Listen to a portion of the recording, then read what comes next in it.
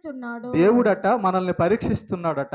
ఏం పరీక్షిస్తున్నాడంటే, మనము దేవుణ్ణి పూర్ణ హృదయముతో ప్రేమిస్తున్నామో లేదో అని ఆయన మనల్ని పరీక్షిస్తున్నాడట.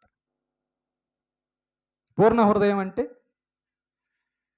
పూర్తిగా, అంటే ఆయనకే ఎక్కువ శాతం, ఆయనకే పూర్తిగా అని అర్థం.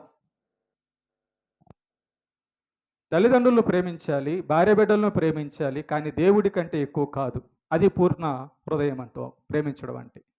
దేవుని కంటే దేన్ని ఎవరిని ఎక్కువ ప్రేమించినా అది ఎక్కువ ప్రేమ అవుతుంది తప్ప దేవుడి మీద ఎక్కువ ప్రేమ అవ్వదు. లేదా దేవుణ్ణి ఎక్కువ మనం ప్రేమిస్తాము, అది పరిపూర్ణ ప్రేమ అవుతుంది.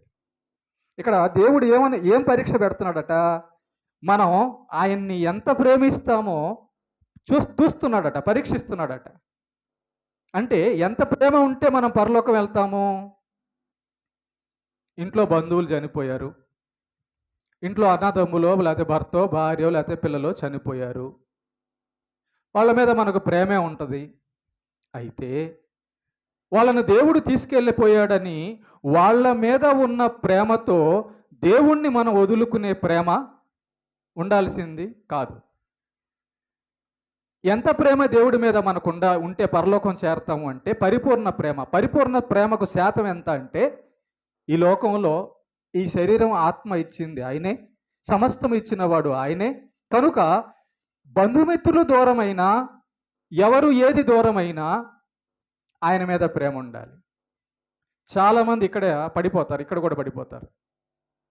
మా ఆయన్ని తీసుకెళ్ళిపోయాడని కొంతమంది, నా కొడుకుని తీసుకెళ్ళిపోయాడని కొంతమంది, నా భార్యను తీసుకెళ్ళిపోయాడని కొంతమంది, ఇలా ఆరోగ్యం పోయిందని కొంతమంది. అంటే మన ప్రేమ ఆరోగ్యం మీద ఎక్కువ ఉందనుకో,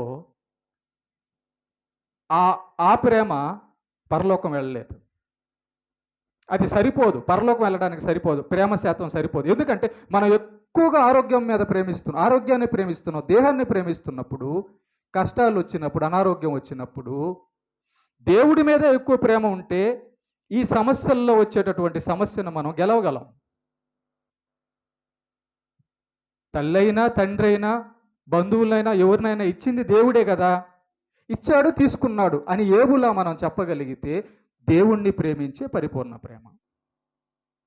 ఆ ప్రేమని ఈ లోకంలో మరణాలు, ఈ లోకంలో ఉన్నటువంటి మనుషుల దూరం అయ్యేటటువంటి స్థితులు దేవుడి దగ్గర నుంచి దూరం చేయలేవు.